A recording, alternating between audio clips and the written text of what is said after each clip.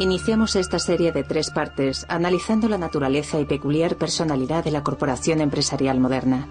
En la segunda parte vimos cómo la corporación extendía su influencia a todo espíritu de vida.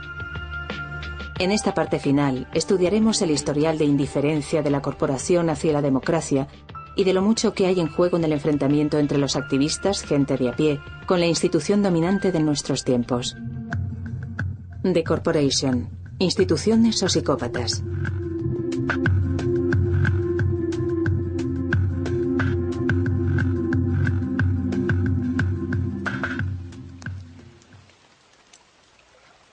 La perspectiva de que 2/3 de la población del mundo no tendrá acceso a agua potable para el 2025 ha provocado los primeros enfrentamientos en una batalla global por el control del recurso más básico del planeta. Cuando los bolivianos intentaron refinanciar los servicios de agua pública de su tercera ciudad más grande, el Banco Mundial le exigió que fuera privatizada. Por ello es por lo que la corporación Bechtel de San Francisco tiene ahora el control sobre todo el agua de Cochabamba, incluso de la que cae del cielo. Esta ley, este contrato, prohibían a la gente acumular el agua de la lluvia. Por lo tanto, el agua de la lluvia también se privatizaba. La factura de agua le daba un valor legal a la empresa para que pueda apropiarse de su propiedad, de su vivienda, rematando la misma.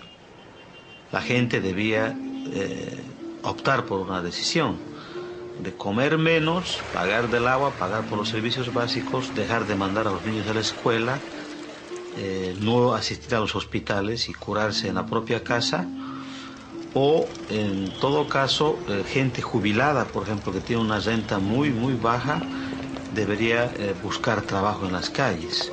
Es el gobierno boliviano que ha obedecido, los mandatos que le ha hecho el Banco Mundial.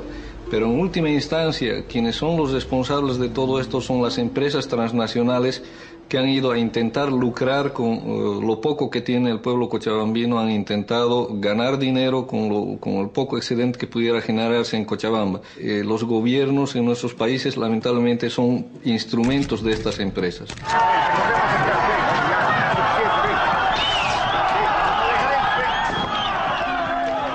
Con la consigna de "el agua es nuestra, carajo", la gente sale a las calles, sale a los caminos y protesta, ¿no?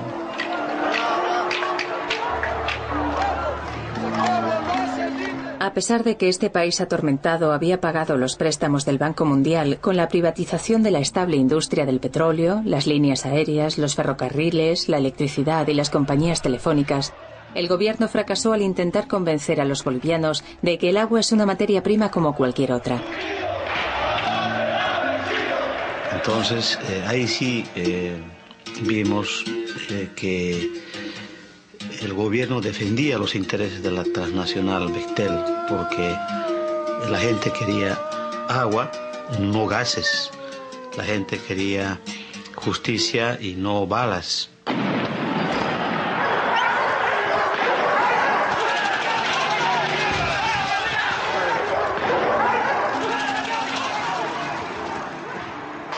La corporación multinacional tiene una larga y oscura historia de tolerancia con gobiernos opresivos.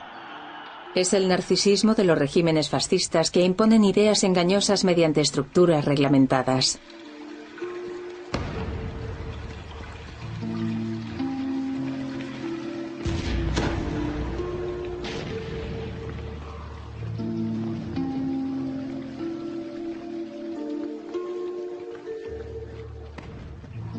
Hubo una interesante conexión entre el ascenso del fascismo en Europa y la existencia de gente políticamente radical en las corporaciones.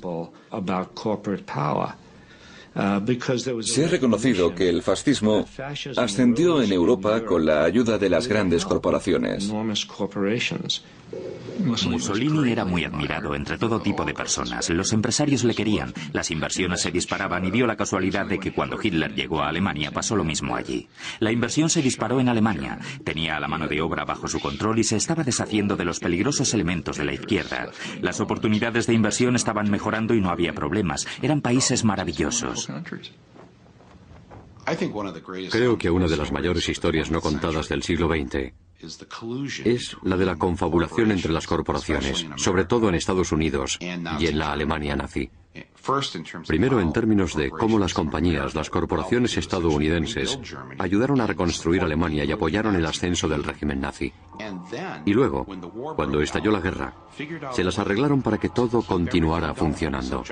General Motors consiguió mantener Opel en funcionamiento, Ford pudo mantener sus operaciones y compañías como Coca-Cola, que no pudieron mantener sus ventas, se inventaron la Fanta de naranja para los alemanes y de este modo mantener sus ingresos en Alemania.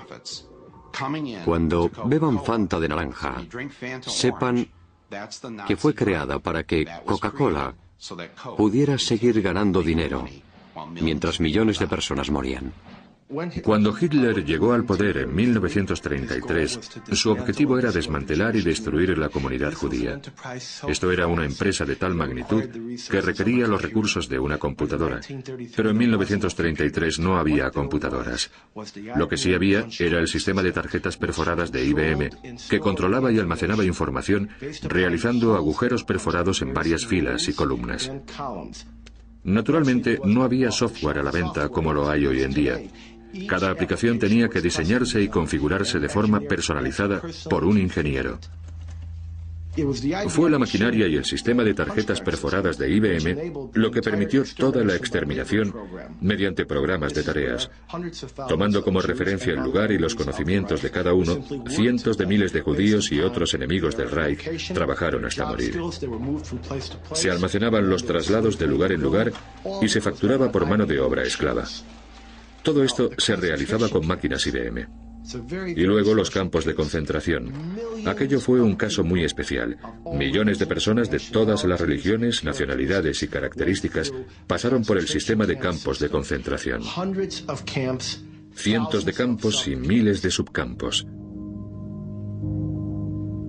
Se trataba de un programa de gestión de tráfico extraordinario que requería un sistema IBM en cada dirección del ferrocarril y un sistema IBM en cada campo de concentración.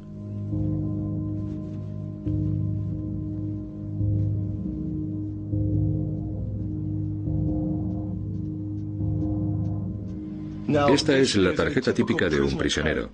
Hay 130.000 de estas en el Bundesarchiv, los archivos nacionales de Berlín. Allí, los archivistas pensaban que no tenían ninguna conexión con las tarjetas perforadas. Pero después de un examen más detenido, vemos que hay cuadritos pequeños donde se perfora toda la información. Luego comparamos esta información con la hoja de códigos de los campos de concentración y vemos que Auschwitz es 1, Buchenwald es 2, Dachau es 3. Y a propósito, no es 3, sino 003.